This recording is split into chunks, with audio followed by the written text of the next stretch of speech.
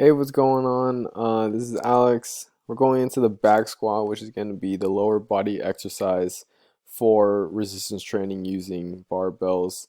When I'm going up here, I'm doing a normal grip, but the first variation of the back squat is going to be a high bar position. Your feet are shoulder width apart and the toes are pointed slightly outward. The reason why we put the toe slightly outward is to remove tension along the knee ligaments.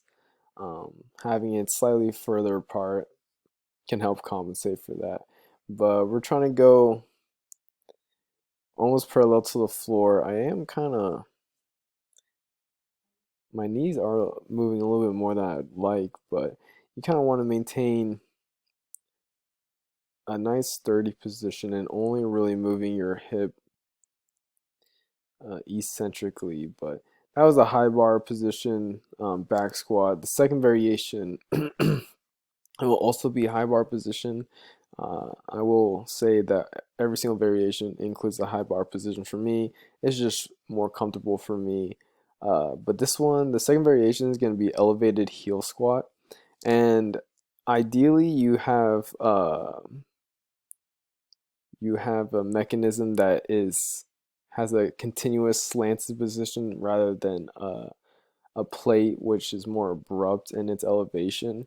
But I didn't find any at this gym, so I was just gonna use a plate.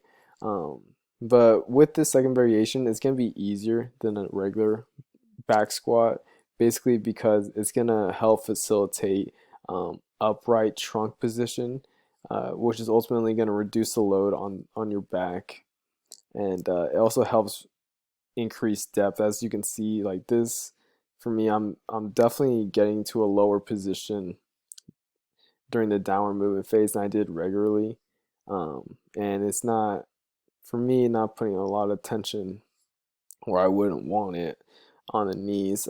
So I think this is a good movement to use if maybe uh, knee mobility is compromised. But that's the second variation. And again, 12 rep scheme throughout the session. Set 3 variation. We're just going to increase difficulty by doing slow, controlled eccentric movement during the downward movement phase. And I chose this as a harder variation of the back squat because you're controlling the movement, controlling that tension, and not allowing too much give throughout the movement. I will add that as I'm going down in the downward movement phase, I'm breathing in and I'm exhaling during the concentric phase. So as I'm going back up, inhale, exhale, inhale, exhale.